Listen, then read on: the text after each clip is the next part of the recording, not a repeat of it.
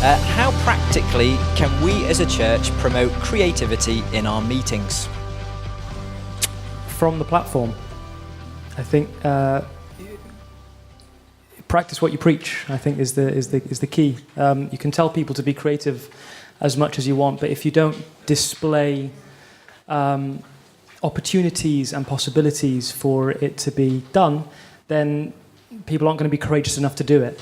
The same way as you raise up a new pastor or a new speaker or someone by actually getting them to come on and preach for a bit, either by sharing it or doing the same thing. Be ready to be rubbish for the first few times as well. That's okay. Like, it's all part of the learning process. Just as like the first time the new pianist gets on. I remember my first time. I've never played with a band before, and I was just completely out of time with everybody else. But I still have that reputation. But I think you gotta display it from the platform, saying that this is a place that we embrace the creative, that we embrace doing it, and also partnering with those outside of your own church. There's those 7 mountains of influence. Is that what they're called? Yeah. Thanks. Great.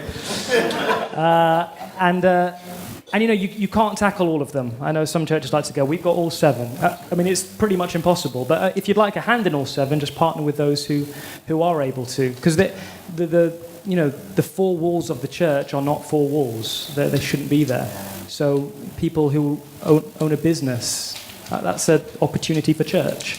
The people who run a film set, that's an opportunity for a church. An art gallery, that's an opportunity for a church. So I think just display it from the platform and be courageous in who you're partnering with. Beautiful. That's right. That takes the pressure off, doesn't it? The fact that we should try, but not necessarily feel that we have to. Yeah, that's good.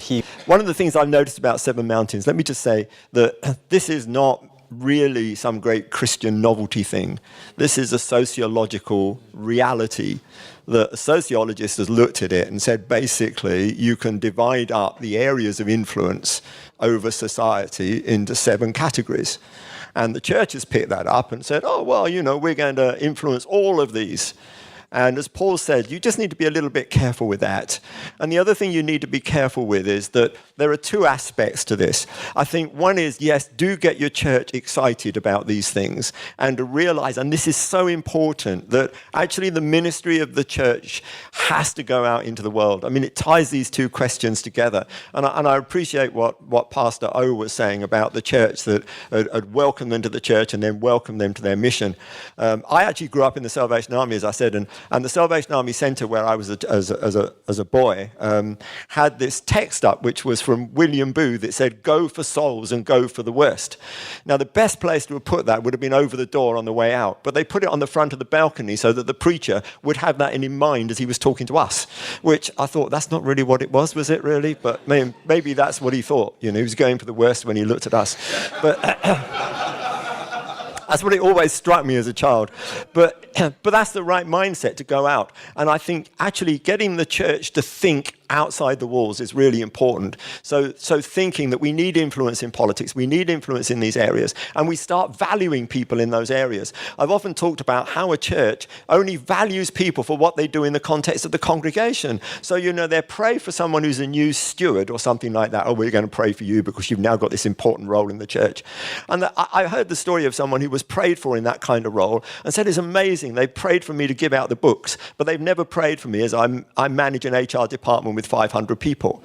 And it's the church's blind spot, really, in so many areas. They don't pray for people in the workplace. But I also see that's important. But, when we're looking at the whole 7 mountains of influence, the church has got to start thinking seriously about not just reaching the foothills of these mountains, but reaching the peaks of these mountains.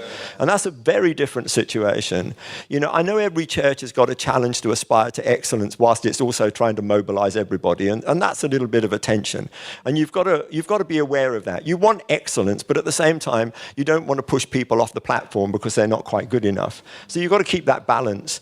But I also believe that what we've got to do is we've got to pray into these areas. And so why are we thinking as the church that we can train our our drama group in the church as if they're going about to take over the West End. It's not going to happen. But why don't we pray for people who are working in the West End, that God does something in their lives? You know, that to me is taking seriously the mountains of influence, that we don't just start from the bottom, but actually seriously, we're seeing who are key people in industry that we need to be evangelizing. I've actually taught some seminars in Nigeria about upward evangelism rather than sort of downward evangelism, how to evangelize your boss. And it's that kind of thing that can be quite challenging. But I wanted to mention that because you do have that little exercise when you go back to your workbooks, because I know none of you went to that question because I didn't teach on it, but you can look at that and you can ring those ones, as Paul suggested, which are these areas that I begin to pray into and consider. And even if you say, well, I'm never going to be someone in the entertainment world, but you can actually pray for people in the entertainment world and people like Paul that are making an impact there, and some of the business people in the church. So get that mindset. Just come away from that 7 mountains is what we do in our church, and we've got one person who does each mountain, and think, no, this is really something big for the whole of society, for the church.